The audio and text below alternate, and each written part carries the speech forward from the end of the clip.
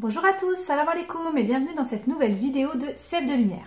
Alors aujourd'hui, je voudrais vous parler des puzzles de zoologie et notamment donc du puzzle de l'oiseau. Donc je vais vous donner dans cette vidéo 5 idées d'activités que vous allez pouvoir mettre en place avec votre enfant autour de ce puzzle.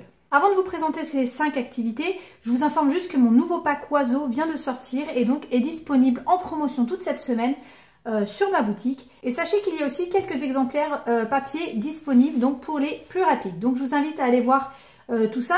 Je vous mets le lien en bas dans la description. Donc la première activité que vous allez pouvoir proposer à votre enfant, et cela dès très jeune, en fait dès 2 ans, 2 ans et demi, ça va être tout simplement donc de faire et de défaire donc le puzzle comme un simple puzzle. Deux solutions. Soit vous laissez manipuler l'enfant librement, hein, de toute façon ce sont des puzzles, il ira, si vous les laissez sur l'étagère à portée de main, il ira très probablement se servir. Soit si vous ne souhaitez pas qu'il utilise le matériel avant que vous le lui présentiez, vous pouvez donc très bien lui présenter donc comment enlever chaque pièce, puis les remettre. Voilà, c'est un puzzle, il n'y a rien de bien compliqué dans l'affaire. Donc ça, c'est la première étape qu'on peut proposer donc très jeune à l'enfant. Ensuite, une fois que votre enfant il maîtrisera bien donc le puzzle de manière classique, vous allez pouvoir lui proposer une autre activité qui va être de refaire le puzzle en fait à côté de l'encastrement. C'est-à-dire qu'il va prendre les pièces. Oula, il y en a une autre qui est venue. Et puis vous allez lui proposer donc de le refaire de cette manière-là. Donc à côté du puzzle, en dehors de l'encastrement.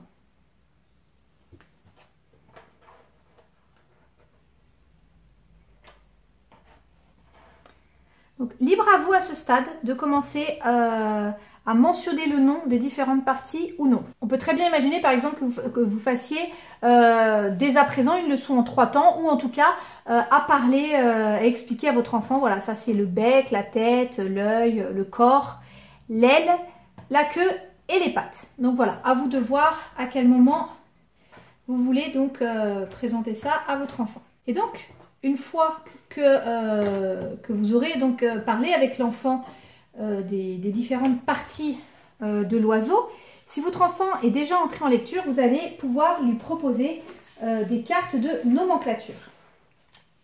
Donc les cartes de nomenclature, ce sont des cartes donc en 3 parties. Si vous ne connaissez pas, j'ai une vidéo complète à ce sujet, je vous mettrai le lien dans la description.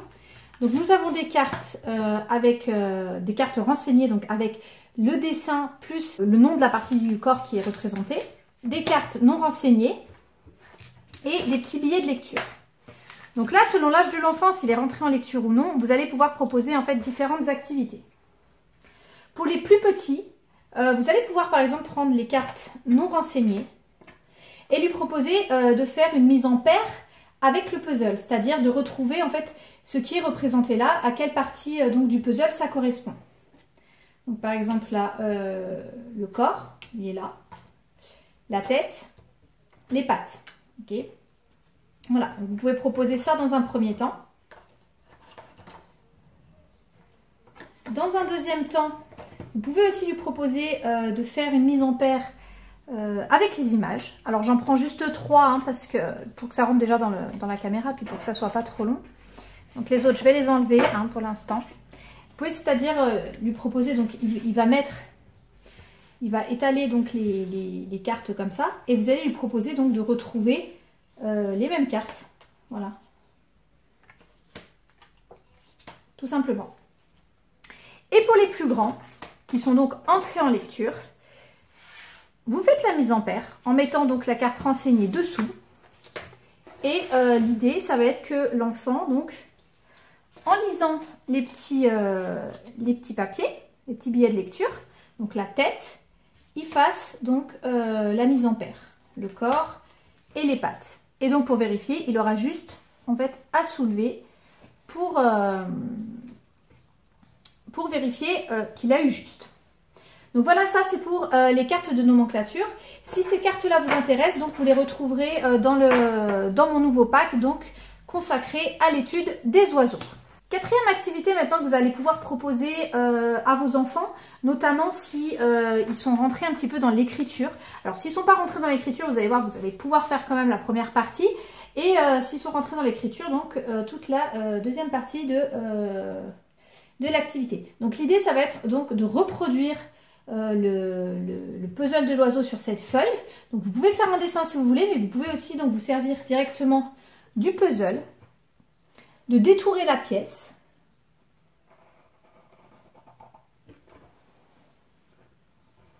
Hop.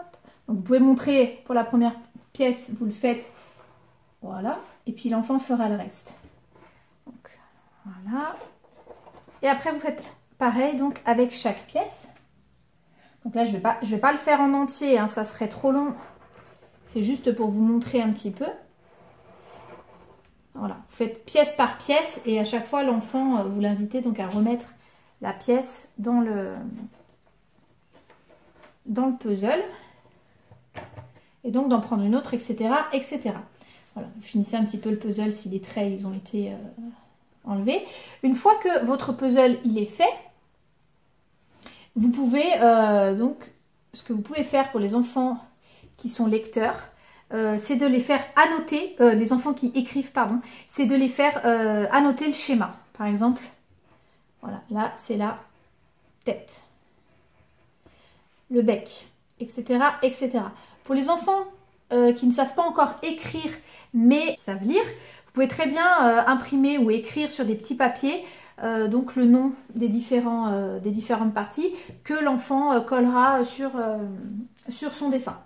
Mais voilà, s'il sait écrire, c'est mieux donc de le faire écrire, ça fait une bonne occasion pour le faire. Et donc ça permet de remanipuler aussi le vocabulaire, de le remémoriser et donc de le travailler d'une autre manière pour bien l'intégrer. Et enfin, cinquième activité que vous pouvez proposer autour de ces puzzles, donc ça va être en fait de proposer, alors ça c'est pour les enfants qui ont déjà une lecture relativement fluide, en fait au niveau de la lecture, quoi, qui comprennent déjà pas mal ce qu'ils lisent. On n'en est plus au déchiffrage, là c'est vraiment pour des enfants qui lisent. Donc vous pouvez leur proposer ce petit livret de définition que vous pouvez laisser donc à portée de main de l'enfant.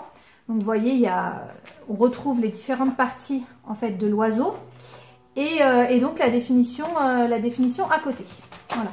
Une fois que l'enfant aura lu ce livre et qu'il se le sera un petit peu approprié, vous allez pouvoir lui proposer les cartes de définition.